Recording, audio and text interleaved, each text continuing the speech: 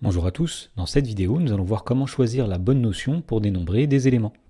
Dans l'exemple on nous dit que 8 coureurs vont s'élancer pour une course de 100 mètres et on nous propose 4 situations de dénombrement. Donc la première on nous dit que 5 parieurs doivent inscrire le nom de leur coureur favori sur une feuille et on demande combien il y a de listes possibles.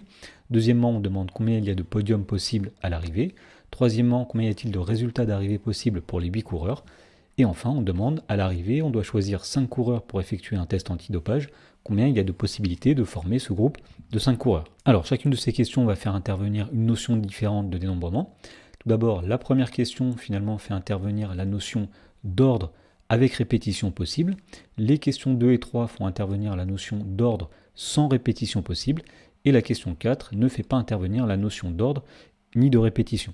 Alors, lorsque la question fait intervenir la notion d'ordre avec répétition, eh bien, la notion qui est en jeu, c'est la notion de k-uplet. Donc, pour dénombrer le nombre de possibilités, il suffira de dénombrer le nombre de k-uplets, et on sait que le nombre de k-uplets d'un ensemble à n éléments, c'est n à la puissance k.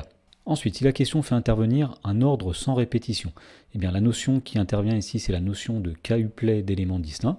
Alors, on sait que le nombre de k-uplets d'éléments distincts, c'est n fois n-1 fois, etc., multiplié par n moins k plus 1.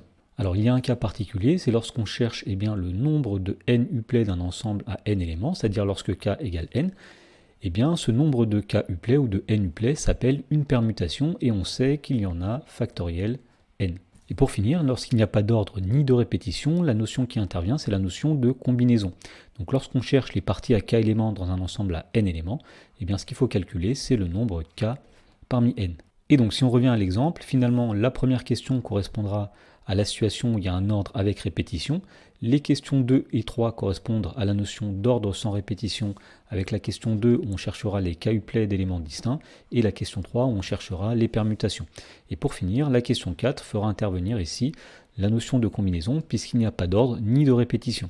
Alors commençons par la première question. Donc on nous disait que 5 parieurs doivent inscrire le nom de leur coureur favori sur une feuille.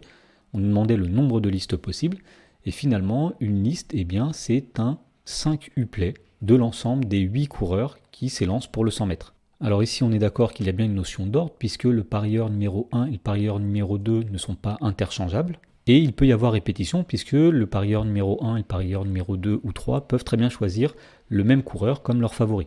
Voilà, donc maintenant qu'on sait qu'une liste possible, c'est un 5 de l'ensemble des 8 coureurs, avec éventuellement répétition, on sait qu'il y aura 8 à la puissance 5, c'est-à-dire le nombre d'éléments dans l'ensemble des 8 coureurs à la puissance 5, c'est-à-dire 32 768 listes possibles. Alors une autre façon de voir le nombre 8 puissance 5, c'est de dire que le premier parieur a 8 possibilités, le deuxième parieur a aussi 8 possibilités, 8 x 8. Le troisième parieur a aussi 8 possibilités, 8 x 8 x 8 x 8 x 8. Dans la question numéro 2, on nous demande combien il y a de podiums possibles à l'arrivée. Donc on va commencer par interpréter la notion de podium comme un k-uplet d'éléments distincts.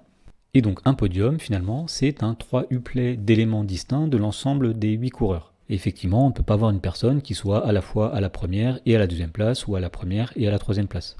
Voilà, donc dans cette situation-là, nous avions bien finalement un ordre, puisqu'il y a un premier, un deuxième et un troisième, sans répétition. Et donc on est en mesure maintenant de calculer le nombre de podiums possibles, on va tout simplement appliquer la formule qui dit que nous allons faire 8 multiplié par 7 multiplié par 6, nous mettons 3 facteurs puisqu'on cherche les 3 uplets d'éléments distincts, et on trouve qu'il y a 336 podiums possibles. Voilà, une autre façon de voir ce nombre-là, c'est de dire qu'il y a 8 possibilités pour la première place.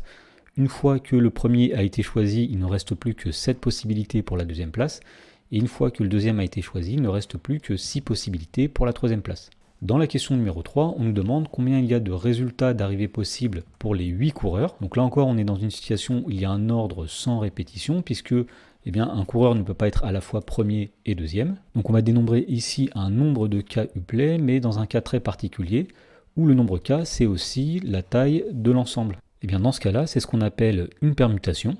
Et donc un résultat d'arrivée possible, c'est tout simplement une permutation de l'ensemble des 8 coureurs. Alors on sait dénombrer le nombre de permutations d'un ensemble à n éléments, c'est factoriel n, donc ici nous dirons que le nombre de résultats possibles, ce sera factoriel 8, c'est-à-dire 1 fois 2 fois 3 fois 4, etc.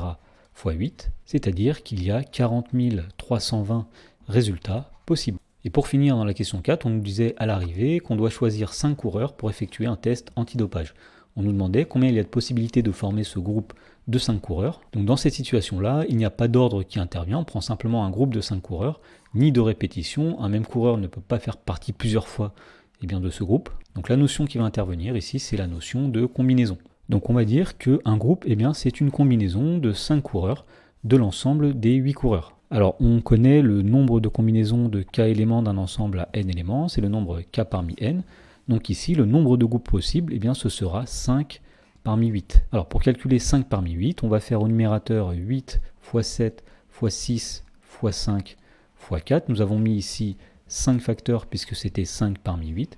Et on va diviser par factoriel 5. Et donc lorsqu'on calcule ce nombre, on obtient donc 8 x 7 x 6 x 5 x 4 au numérateur, divisé par 1 x 2 x 3 x 4 x 5 au dénominateur, et on obtient 56. Autrement dit, il y a 56 possibilités de former un groupe de 5 coureurs parmi les 8.